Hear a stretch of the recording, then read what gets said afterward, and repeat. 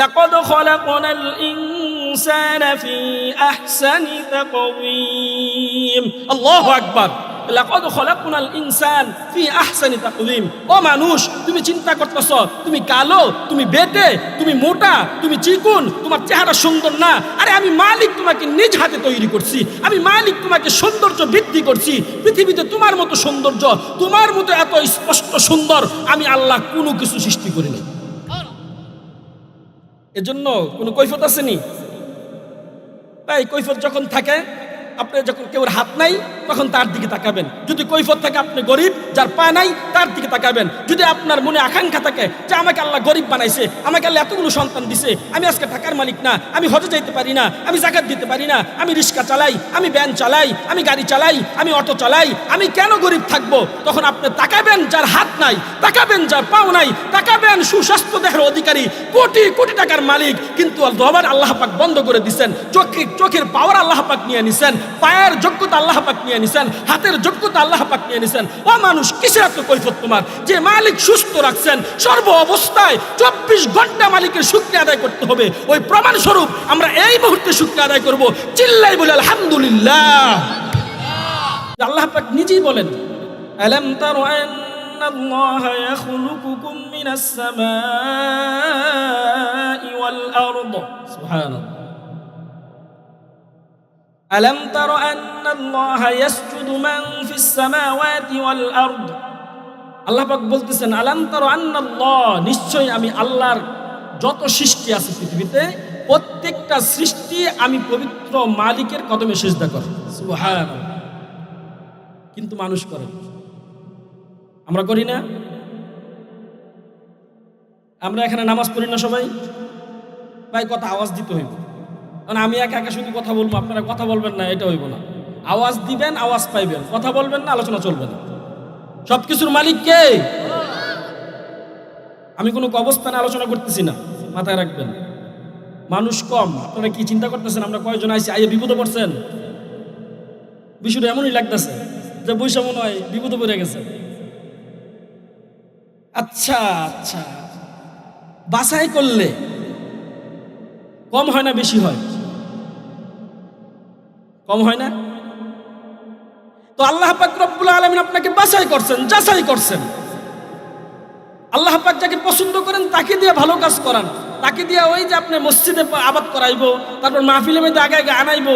আপনি মনে করতেছেন যে আইসি মনে বিপদে পড়ে গেছি। যারা মেলায় দৌড়দৌড়ি করতেছে, যুবকটা দৌড়দৌড়ি করতেছে, তারা মনে ভালো আছে না? আল্লাহর কসম, অনেক বৃদ্ধরা আওয়াজ কানে যাইতেছে, আওয়াজ শুনতেছে, কিন্তু ক্ষমতা নাই মাহফিলে এসে বসে আওয়াজ শোনা। ঠিক না ভাই? ঠিক। মাঝে মাঝে দেখি, চোখে পড়ে, মসজিদে যাইতে পারে না, কষ্ট হয়, এখন মসজিদে দৌড়াদৌড়ি করতেছে। কিন্তু আসল সময় কোনটা ছিল? যৌবন।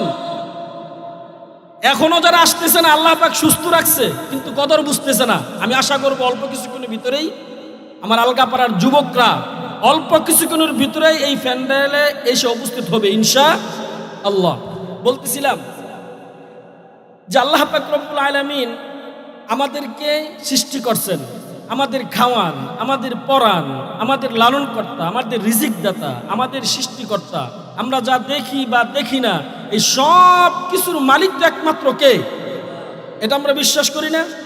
আচ্ছা, যদি আল্লাহ পাক আমার সৃষ্টিকর্তা হয়, যদি আল্লাহ পাক আমার খালেক হয়, যদি আল্লাহ পাক আমার গফুর হয়, যদি আল্লাহ পাক আমার মালিক হয়, যদি আল্লাহ পাক আমার সত্তার হয়, যদি আল্লাহ পাক আমাকে ইজ্জতের মালিক দিতে পারেন, যে আল্লাহ পাক রব্বুল আলামিন আমাকে বেইজ্জতি করতে পারেন, তাইলে কোন মানুষ যার বিবেক আছে, যার জ্ঞান আছে, মস্তিষ্কহীন ছাড়া মস্তিষ্ক সহকারে ওই মানুষ কখনো মালিকের শুকরিয়া আদায় করে না থাকতে পারে না। ঠিক না ভাই? সর্বাবস্থায় শুকরিয়া আদায় করবো কার? আল্লাহ। প্রত্যেকটা মাখলুক মালিকের কদমে সিজদা করে। শুধু তাই না, আলাম তারা আন্নাল্লাহা ইউসাব্বিহু লাহু মান ফিস সামাওয়াতি ওয়াল আরদ। আল্লাহ পাক নিজে বলতেছেন, ও মানুষ, তোমাকে জবান দিয়েছি আমাকে ডাকার জন্য, তোমাকে জবান দিয়েছি আমার পথে মানুষকে ডাকার জন্য।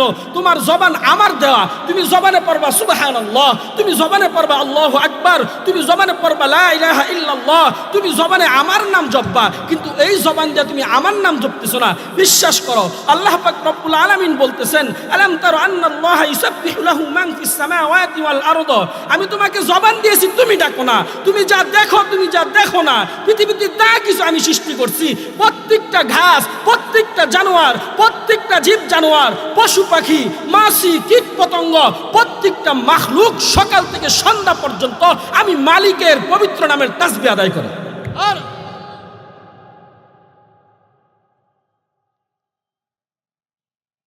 তাহলে যে মালিক,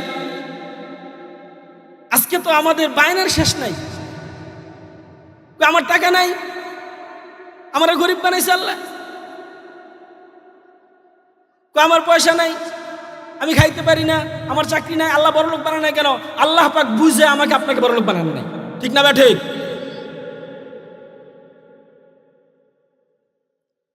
আল্লাহ পাক রব্বুল আলামিন আমাদেরকে পৃথিবীতে পাঠাইছেন, সর্বশ্রেষ্ঠ মাখলুক হিসেবে স্বীকৃতি দিয়েছেন, আলহামদুলিল্লাহ বলেন। সব সৃষ্টির ভিতরে শ্রেষ্ঠ জীব কারা বলেন? আমরা, বলেন, আওয়াজ দিয়ে বলেন কারা? দেখি মুখে নাকি প্রমাণে? আল্লাহ পাক রব্বুল আলামিন বলেন, ওয়ালাকাদ কাররামনা বানি আদম, আল্লাহু আকবার, ওয়ালাকাদ কাররামনা বানি আদম, যে পৃথিবীতে আমি আল্লাহ পাক রব্বুল আলামিন যত মাখলুক সৃষ্টি করছি সর্বশ্রেষ্ঠ শ্রেষ্ঠত্ব দিয়ে, যোগ্যতার দিক দিয়ে আমি আদম সন্তানকে শ্রেষ্ঠত্ব স্বীকৃতি দিয়ে দিচ্ছি। খুশি না বেজার? ভাই খুশি হইলে আওয়াজ কিন্তু জোরে হইব, খুশি না বেজার? তারপর শ্রেষ্ঠত্ব দিচ্ছেন, সৌন্দর্য, সৌন্দর্য দিচ্ছেন কি দেন নাই? আমরা শুধু মুখে বলি না, মালিক আমাদেরকে প্রমাণ দিয়ে দিচ্ছেন। কত দলিল লাগবে? যে জায়গায় কোরআনের স্পষ্ট আয়াত হয়, লাকাদ খালাকনাল ইনসানা ফি আহসানি তাকওয়িম, আল্লাহু আকবার, লাকাদ খালাকনাল ইনসান ফি আহসানি তাকওয়িম। ও মানুষ, তুমি চিন্তা করতেছ তুমি কালো, তুমি বেটে, তুমি মোটা, তুমি চিকুন, তোমার চেহারা সুন্দর না। আরে আমি মালিক তোমাকে নিজ হাতে তৈরি করছি, আমি মালিক তোমাকে সৌন্দর্য বৃদ্ধি করছি। পৃথিবীতে তোমার মতো সৌন্দর্য, তোমার মতো এত স্পষ্ট সুন্দর আমি আল্লাহ কোনো কিছু সৃষ্টি করিনি। এজন্য কোনো কৈফিয়ত আসেনি? তাই কৈফিয়ত যখন থাকে, আপনি যখন কেউর হাত নাই তখন তার দিকে তাকাবেন। যদি কৈফিয়ত থাকে আপনি গরিব, যার পা নাই তার দিকে তাকাবেন। যদি আপনার মনে আকাঙ্ক্ষা থাকে যে আমাকে আল্লাহ গরিব বানাইছে, আমাকে আল্লাহ এতগুলো সন্তান দিছে, আমি আজকে টাকার মালিক না, আমি হজে যাইতে পারি না, আমি যাকাত দিতে পারি না, আমি রিক্সা চালাই, আমি ভ্যান চালাই, আমি গাড়ি চালাই, আমি অটো চালাই, আমি কেন গরিব থাকবো? তখন আপনি তাকাবেন যার হাত নাই, তাকাবেন যার পাও নাই, তাকাবেন সুস্বাস্থ্য দেহের অধিকারী, কোটি কোটি টাকার মালিক, কিন্তু জবান আল্লাহ পাক বন্ধ করে দিচ্ছেন, চোখের পাওয়ার আল্লাহ পাক নিয়ে নিছেন, পায়ের যোগ্যতা আল্লাহ পাক নিয়ে নিছেন, হাতের যোগ্যতা আল্লাহ পাক নিয়ে নিছেন। ও মানুষ, কিসের এত কৈফিয়ত তোমার? যে মালিক সুস্থ রাখছেন সর্ব অবস্থায়, 24 ঘন্টা মালিকের শুকরিয়া আদায় করতে হবে। ওই প্রমাণ স্বরূপ আমরা এই মুহূর্তে শুকরিয়া আদায় করব, চিল্লাই বলে আলহামদুলিল্লাহ। আল্লাহু আকবার। যারা আলোচনা, আমরা ওয়াজ মাহফিলে যাই, অনেকে দেখবেন বলে যে ওয়াজ কি করব জানি, ওয়াজ কি করব কি জানি, জান্নাত জাহান্নামের কথা কইব আর একটু এভাবে কথা বলবো, এটা আমরা জানি। ওই কেরা জান্নাতে যাবো, কেরা জাহান্নামে যাবো, জানি কি জানি না, উপলব্ধি করতে পারি তো। যারা নামাজ পড়ে না, যারা রোজা রাখে না, যারা সুদ খায়, যারা ঘুষ খায়, যারা জেনা, যারা ব্যভিচার, যারা জুলুম, এই সব কিছু কি হক না বাতিল?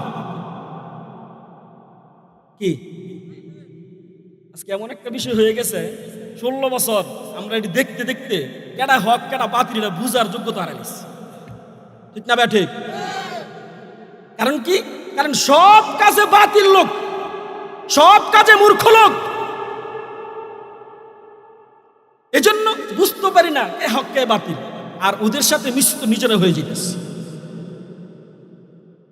ঠিক না ঠিক? আল্লাহর পয়গম্বর মুহাম্মদ সাল্লাল্লাহু আলাইহি সাল্লাম, আল্লাহ পাক রব্বুল আলামিন যেই সময় দুনিয়াতে পদার্পণ করাইছেন, সৃষ্টি করছেন, ওই সময়টা কি খুব ভালো অবস্থা ছিল না খারাপ ছিল? আইয়ামে জাহেলিয়া। আইয়ামে জাহেলিয়া মানে কি? যে জায়গায় মানুষ ক্রয় বিক্রয় চলতো, যে সময় মানুষকে কোনো প্রাধান্য দিত না, নারীদের কোনো মূল্যই ছিল না, নারীদের কি কোনো মূল্যই ছিল না। এই হক বাতিল পার্থক্য করছে মুহাম্মদ সাল্লাল্লাহু আলাইহি সাল্লাম। কোরআনুল মাজিদ আল্লাহ পাক তার হাবিবের কাছে নাজিল করছেন। ওই কোরআন যারা পড়ে, কোরআন যারা রিসার্চ করে, কোরআন যারা অনুধাবন করে, কোরআন অনুযায়ী যারা চলে, কোরআনের কথা যারা বলে, তাদের কথা মতো যারা চলে, আল্লাহর কসম তারা একমাত্র হক এবং বাতিল পার্থক্য করার অধিকার রাখে। ঠিক না ভাই? ঠিক। আচ্ছা, কে হক কে বাতিল একটু পার্থক্য করি, শুনবো আমরা ইনশাল্লাহ? শুনবো তো নাকি? না ওই আলোচনা করব খালি জান্নাত জাহান্নামের আলোচনা, কবরে আলোচনা করব, কি আবার আলোচনা করলে তো রাজনীতি আলোচনা করলে কি এই হক বাতিল কি রাজনীতির আলোচনা? প্রত্যেকটা কাজে দেখবেন অনেক এলাকায়, প্রত্যেকটা এলাকায় মাহফিল হোক, মসজিদের কাজ হোক, সবার আগে দৌড়দৌড়ি যারা করে তারা কারা? যুবকরা কথা কেন? তারা কারা? যুবক। আল্লাহর রাসূল সাল্লাল্লাহু আলাইহি সাল্লাম নিজে জবান দিয়ে বলছেন, ইসলাম প্রতিষ্ঠার ক্ষেত্রে আজকে তো আমরা জানি যে শিক্ষায় জাতির মেরুদণ্ড, রাসূলের জবান দিয়ে বলা, শুনেন, ইসলামের মেরুদণ্ড হলো জমানার যুবকরা। ইসলামের মেরুদণ্ড কারা? যুবক। আল্লাহর পয়গম্বর এই কথাও বলছেন যে আমি সর্বপ্রথম আমার সাথে যাদেরকে পাইছি, আমার সহযোগী হিসাবে যাদেরকে পাইছি, আমার ইসলামের দাওয়াত প্রচার ক্ষেত্রে যাদেরকে পাইছি, তারা যুবক ছাড়া কেউ ছিল না। আবু বকর সিদ্দিক রাদিয়াল্লাহু তাআলা আনহু যখন ইসলাম ধর্ম গ্রহণ করেন বয়স কত ছিল? 37 বা 36। কয় বছর? বুড়া। আব্দুর রহমান বিন আউফ রাদিয়াল্লাহু তাআলা আনহু ইসলাম ধর্ম গ্রহণ করছেন, বয়স ছিল মাত্র 20 বছর। যুবক না বুড়া? হযরত আলী রাদিয়াল্লাহু তাআলা আনহু মাত্র 8.5 বছর ইসলাম ধর্ম গ্রহণ করছেন। হযরত ওমর, ইসলামের কি এক নাম ওমর, যার নাম শোনার পর শুধু কাফের মুশরিক না, শয়তানও ভয়ে কাঁপত। সুবহানাল্লাহ বলবো না? যখন ইসলাম ধর্ম গ্রহণ করেন বয়স ছিল মাত্র কত? 26। কত ছিল? তাইলে ইসলামে যুবকদের অবদান বেশি না বুড়াদের? আরে আল্লাহ রাসূল এটাও বলছেন কোন বুড়া জান্নাতে যাইব না। কি চিন্তা করে গেছে গা? আরে আল্লাহর পয়গম্বর যখন আলোচনা করতেছেন, এক বুড়া তো কান্না শুরু করছে, কান্নাকাটি শুরু করছে। এ রাসূলুল্লাহ বললেন, আমি কি জান্নাতে যাবো না? বাবা শুনো, এই মেরাজের ঘটনায় যখন পঞ্চম আসমানে ইউসুফ আলাইহিস সালামের সাথে সাক্ষাৎ হয় আল্লাহর পয়গম্বরের, ইউসুফ আলাইহিস সালামকে দেখে আল্লাহর পয়গম্বর বললেন, ভাই ইউসুফ, আল্লাহ পাক তোমাকে এত সুন্দর বানাইছে, মনে হয় যে চাঁদের একটা টুকরা তোমার চেহারার ভিতরে আল্লাহ পাক দিয়ে দিয়েছেন। আপনি এটা বলতেছেন, আমি আপনাকে একটা ঘোষণা দেওয়ার জন্য আল্লাহ পাক আমাকে এই পঞ্চম আসমানে দাঁড় করাইছেন। ও হাবিব শুনেন, আল্লাহ পাক আপনাকে এত পছন্দ করে, এত মহব্বত করে, আমি ইউসুফের কি চেহারা দেখছেন, এর থেকে শত শত গুণ বৃদ্ধি করে আপনার উম্মত থেকে জান্নাতে প্রবেশ করাইব। সুবহানাল্লাহ হইছে না? কেউ কি নিয়ত করে আইছেন যে বাইত গিয়ে কমু? আওয়াজটা বলেন সুবহানাল্লাহ। তো আল্লাহ পাক রব্বুল আলামিনের হাবিব সাল্লাল্লাহু আলাইহি ওয়াসাল্লাম যখন এই কথা বললেন, কেন বললেন যে কোনো বুড়া জান্নাতে যাবে না? কারণ কি? 33 বছরের টাকরা যুবক বানায়া ইউসুফ আলাইহিস সালাম থেকে সৌন্দর্য বৃদ্ধি দিয়া আল্লাহ পাক রব্বুল আলামিন জান্নাতে প্রবেশ করাবেন। আল্লাহ পাক রব্বুল আলামিন এই এলাকার যারা আছে আমরা বসবাস করতেছি একসাথে, সবাইকে আবার একসাথে জান্নাত যাওয়ার তৌফিক দান করুন। আসতে কইছেন কেন? ঝগড়া হইতো না, কেউর জায়গা কেউ নিত না, কেন ভূমিদস্যু নাই, হক মেরে খাইবে ওই জায়গায় নাই, তাহলে ওই জায়গায় থাকতে সমস্যা কি? আরো জোরে বলেন আমিন। হক এবং বাতিল পার্থক্য করার দরকার আছে না নাই? আমরা কি হকের পক্ষে না বিপক্ষে? আমরা কি হকের পক্ষে না বাতিলের পক্ষে? আওয়াজ হইতে হইব, কষ্ট আছে কিন্তু মানবো। যদি হকের পথে থাকি, মানুষ এমন একটা সময় আসবে ভাই পাগল হয়ে গেছে। কি বলবো, আজকে আলগাপাড়ার কোন যুবক, 5টা যুবক যদি একসাথে 5 ওয়াক্ত নামাজ পড়া শুরু করে, প্রত্যেকটা ধর্মীয় কাজে থাকে এবং প্রত্যেকটা ভালো কাজে আলেমদের সাথে উঠা বসা করে, কিছু বাতিল বলবে এই পোলাটা আগে ভালো ছিল এখন পাগল হয়েছে। কি বলবে, এটা সহ্য করতে পারবো তো? আরে আমরা তো সহ্য করতেছি বুঝার পর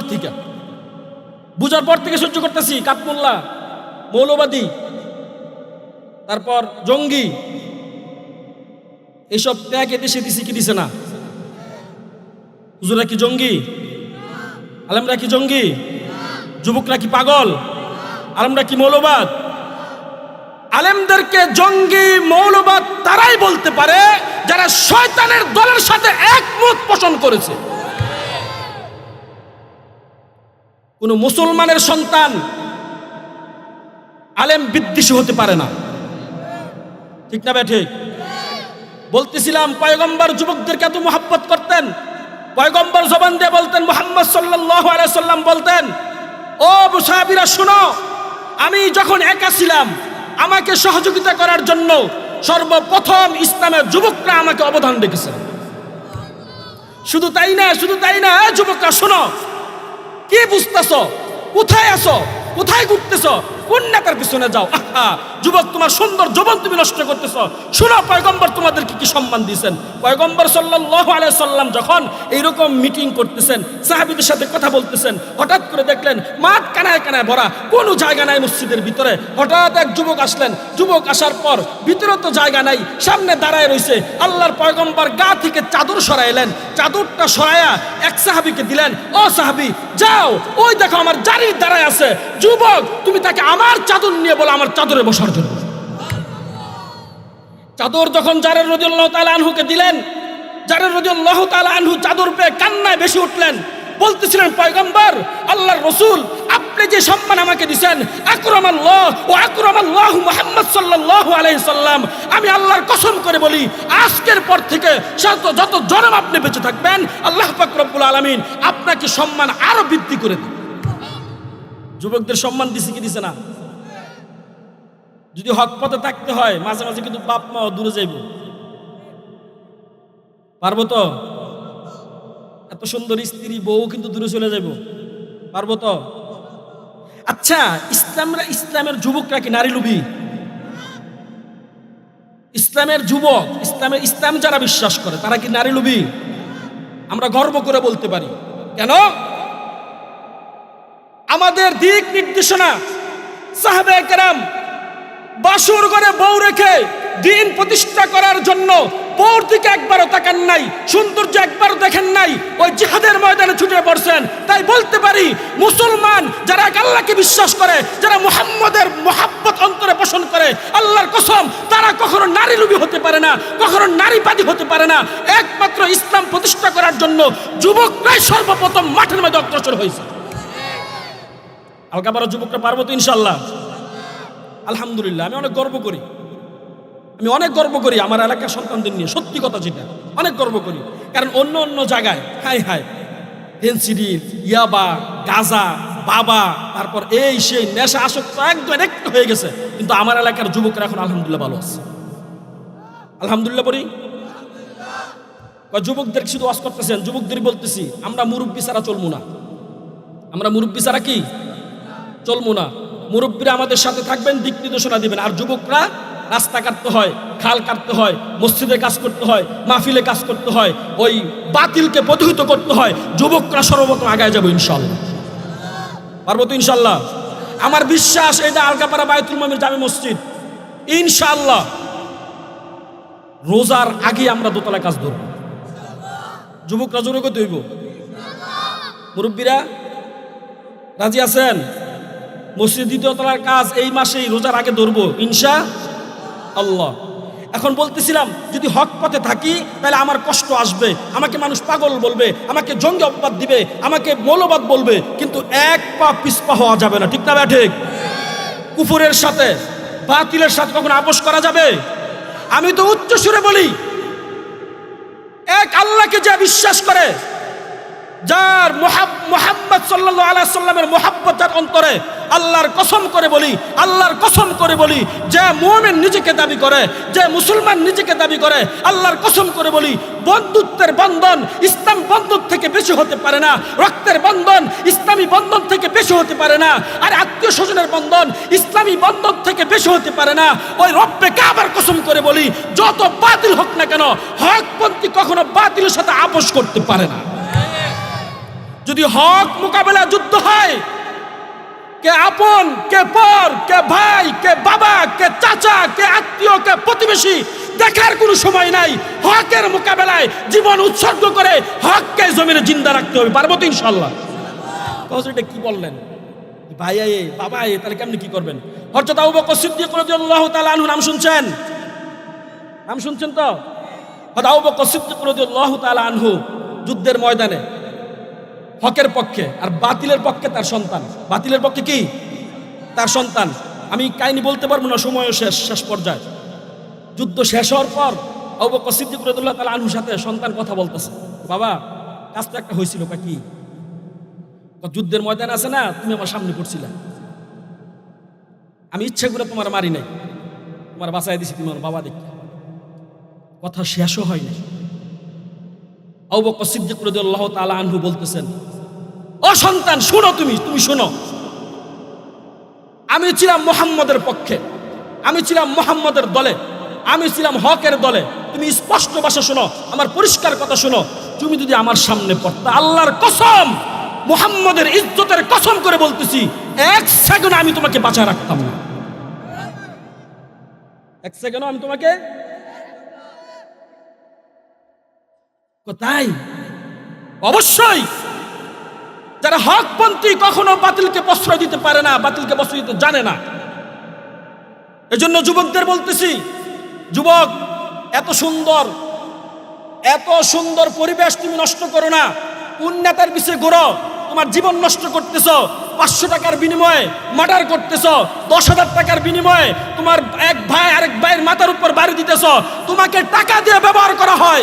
মনে রাখবা, তোমাকে ব্যবহার করে বর্তমানে কিছু নামদারি রাজনীতিবিদ সংসদে বসতে চায়, মসনদে বসতে চায়, এমপির চেয়ার নিতে চায়। যুবক, তোমাকে বলতেছি, তোমার জীবন তুমি নষ্ট করো না, আল্লাহর দ্বীনের পথে চলে আসো। এই সব দিয়ে কখনো জিন্দেগি তৈরি করতে পারবা না। এই মারামারি হানাহানির জিন্দেগি আমরা চাই না। পারবো তো ইনশাল্লাহ? হক বাতিল পার্থক্য করতে গেলে তো আয়াত একটা মনে পড়ছে। আল্লাহ পাক রব্বুল আলামিন তো বলেন, যেহেতু আমি এলাকার সন্তান, এলাকায় ওয়াজ করি, ইয়া আইয়ুহাল্লাযীনা আমানু কু আনফুসাকুম ওয়া আহলিকুম নারা। আল্লাহু আকবার। আল্লাহ পাক বলছে, হে ইমানদারগণ, আগে নিজে বাঁচো, তারপর পরিবার, আত্মীয়স্বজন, প্রতিবেশীদেরকে জাহান্নামের আগুন থেকে বাঁচাও। এটা কি আমার কর্তব্য না? আচ্ছা, এখন জাহান্নামের আগুন থেকে বাঁচাতে হইলে তো বলবো যে সুদ খাওয়া যাবে না। আমার এলাকা কেউ সুদ খায়? এই যে রেকর্ড হইতেছে, সারা পৃথিবীর মানুষ দেখবে, যা বলবেন বুঝে শোনা বলবেন। আমার এই আলগাপাড়া এলাকায়, হাফেজদের এলাকায়, আসরের পরে আমাদের এলাকার কৃতি সন্তান ডাক্তার বাচ্চু মিয়া একটা গজল বানাইছে, যে আলগাপাড়া মানুষেরা কত বড় ভাগ্যবান, না চাইতে পেয়েছেন হাফেজদের, এমন একটা কথা বলছেন। তো এই এত সুনামধন্য একটা এলাকার ভিতরে কোনো সুদখোর আছে? ভূমিদস্যু? সত্য কথা কইবেন, পরের হক মারে নাই তো? এই ও আছে না, করার দরকার নেই। আছে? আছে? শুকরের গোশত খাওয়া কি? এটা কি নাপাক? এটা কি নাপাক? মানে হারাম। নাপাক মানে কি? আর হারাম মানে নাপাক। কুকুরের মুত, মদ, ইয়াবা, গাঁজাটা হালাল। এটা মাজারে চলে তো, সিদ্ধি খায়। এটা ব্যাপারে আল্লাহরে পাওয়া যায়? নাউজুবিল্লাহ বলবেন না? আমি নিজে শাহালি মাজারে গেছি। আমি আলহামদুলিল্লাহ, আপনার কোথাও বিভিন্ন জায়গায় যাই তো, ঢাকা লেখাপড়া করি সময় ওই মিরপুর 1 নম্বর শাহালি মাজার পাড়ায় যাইতাম। তো আমি বুঝতাম না, এখন চিন্তা করলাম তো এটা না টান দিলে ধ্যান পাওয়া যায় না, আল্লাহরে পাওয়া যায় না। চিন্তা করলাম, এই যুগের আলেম রয়েছে কি মগ, আমরা রয়েছি মগ। আমরা কি আর গাজা টেনে আল্লাহ রে পায়, আর আমরা কষ্ট করে ঠান্ডা বাইন্দে অজু করে গিয়ে বজন নামাজ। কথা কয় না কে কোন মাজারে যান, আমার এই প্রশ্ন আসে না। সবাই তো আল্লাহর ভাইতুই যায়। সবাই কি যায়? যারা আটরশি যায় আল্লাহর ভাইতু, যারা রাজারবাগ যায়, যারা শিকল করে ঘুরে, যারা গাঁজা টান দেয়, যারা মদ খাইতে যায়, সবাইকে আল্লাহর ভাইতু যায় না? প্রশ্ন করবেন যে বাইরে যান গেলে ওই জায়গায় গেলে ভাল লাগে, ওই জায়গায় গেলে ভাল লাগে, এই জন্য যাই। তো ভাল লাগলে কি এটা হক? বলেন ভাল লাগলে কি এটা হক? আমরা আটা বানাই না, আটা পিঠা বানাই না, কাই করি না, জমজমের পানি দিয়ে কাই করছি, পাক না না পাক? খাইবেন তো নাকি?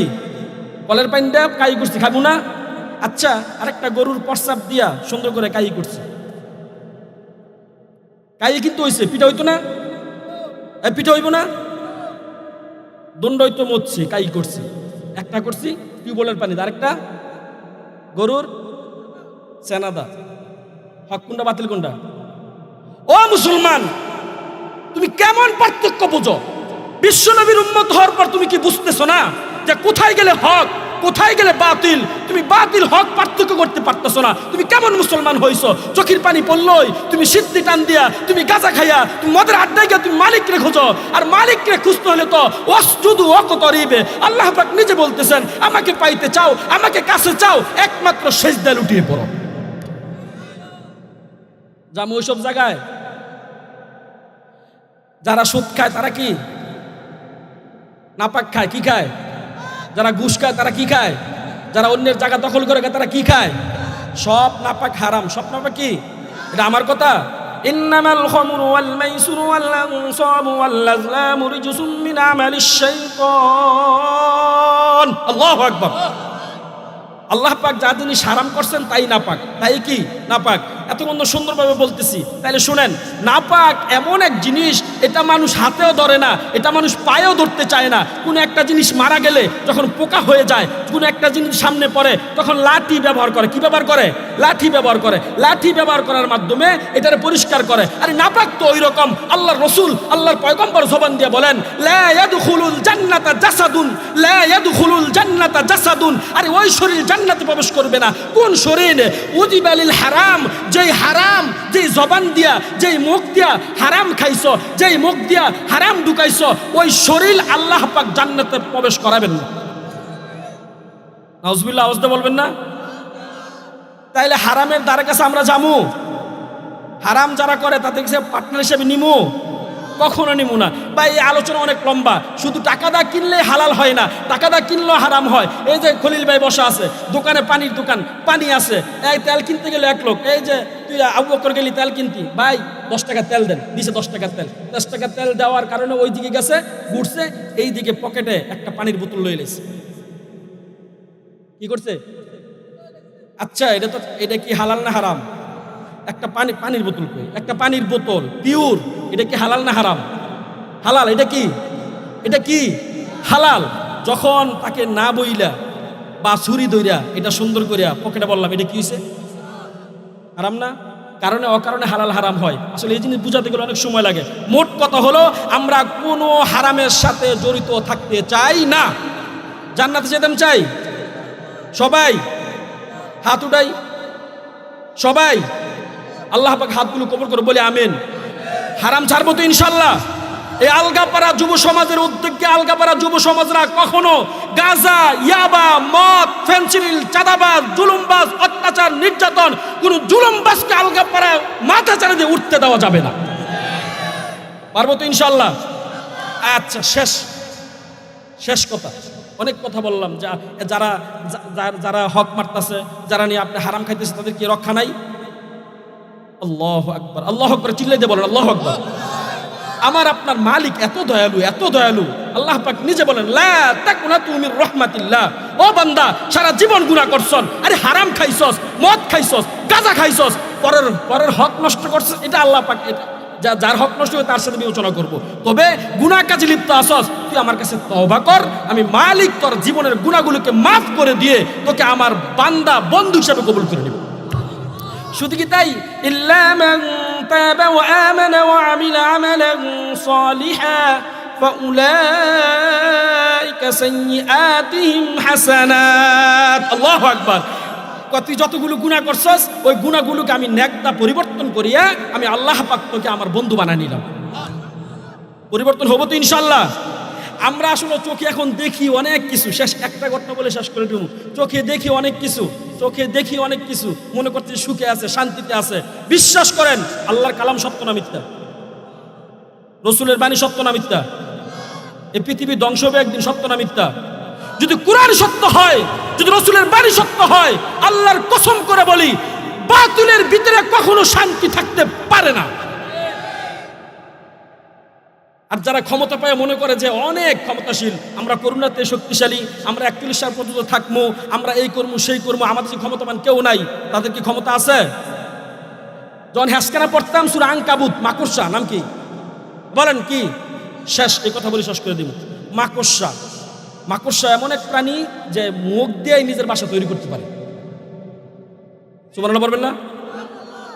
তো মাকড়সা নিজে তৈরি বানায়া, সুন্দর করে বানায়া নিজের নিয়ে, ওফ আমি কত পাওয়া, আমার এই জায়গাতে যাই যায় হ্যাঁ বেজে, মিজাইল যাক, মশা মাছি সব কি বেজে, কি বেজে না? নিজের এত ক্ষমতাবান মনে করো, আমার তো ক্ষমতাবান কে আছে, আমার তো ক্ষমতাবান কে আছে, সব ওই জায়গা বেজে, আমি খাই। আচ্ছা, মাকড়সার জাল ভাঙতে কি নরসিংদী পুলিশ সুপার বা র্যাব বিজিবি ফোন করতে হইব যে আসেন এটা ভেঙে দিয়ে যান?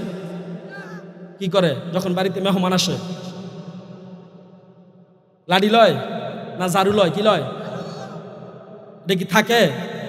যখন টোকা লাগে তখন প্যারাশুট সুইং দেয়, প্যারাশুট দিয়ে আবার কি সুন্দর করে নিচে নামে, নামিয়ে কই যায়? ওয়ার্ডরোবের নিচে, চেয়ারের নিচে, যায় কি যায় না? সামনে থাকে। আর যদি মালিকের বেশি মাথা গরম হয়ে যায় তো ফারাদা গাইলা একবার, ঠিক না ভাই? ঠিক।